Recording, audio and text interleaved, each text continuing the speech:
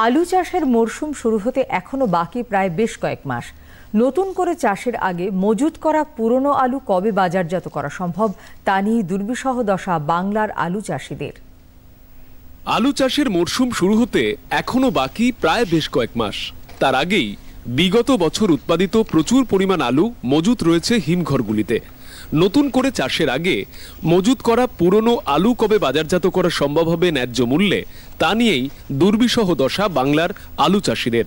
পশ্চিমবঙ্গে আলু উৎপাদনের জন্য অন্যতম সেরা স্থান হিসাবে বিবেচিত হয় হুগলির সিঙ্গুর সহ হুগলির আশেপাশের বিভিন্ন অঞ্চলে উৎপাদিত প্রচুর পরিমাণ আলু শুধু পশ্চিমবঙ্গের বিভিন্ন জেলায় নয়, বরং ওড়িশা, অসম, বিহার সহ একাধিক প্রতিবেশী রাজ্যগুলিতেও রপ্তানি হয়।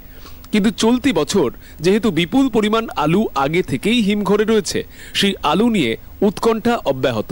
বর্তমান পরিস্থিতি এখন এমন অবস্থা যে নিকাশি কম হচ্ছে, কারণ যেই তুলনায় লোডিং হয়েছিল সেই তুলনায় এখন দাম অনেকটাই কম। মানে তখন লোডিং হয়েছিল আমাদের 450-500 এরকম হয়েছিল, কিন্তু এখন 350 টাকা পেপারের দাম হচ্ছে। মানে ব্যাপারীরা যারা কিছু কিনে রেখেছিল, ব্যবসায়ী, তারা 150 টাকা করে এখন বর্তমানে লস খাচ্ছে।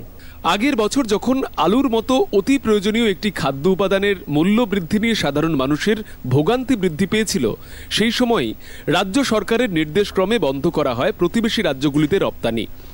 প্রতিবেশী রাজ্যগুলিতে আলু রপ্তানি বন্ধে প্রশাসনিক নজরদারিও বাড়ানো হয় অন্তঃরাজ্য সীমান্তগুলিতে। সরকার প্রতিশ্রুতি দেয় ন্যায্য মূল্যে আলু ক্রয় করার, কিন্তু তারপর দীর্ঘ সময় অতিবাহিত হলেও আলু চাষিদের জন্য অবশ্য বিশেষ চিড়ে ভেজেনি। এই বছর তাই বিপুল পরিমাণ ক্ষতির মুখে তারা। এই মুহূর্তে আলু চাষিরা একটা বিপর্যস্ত অবস্থায় আছে।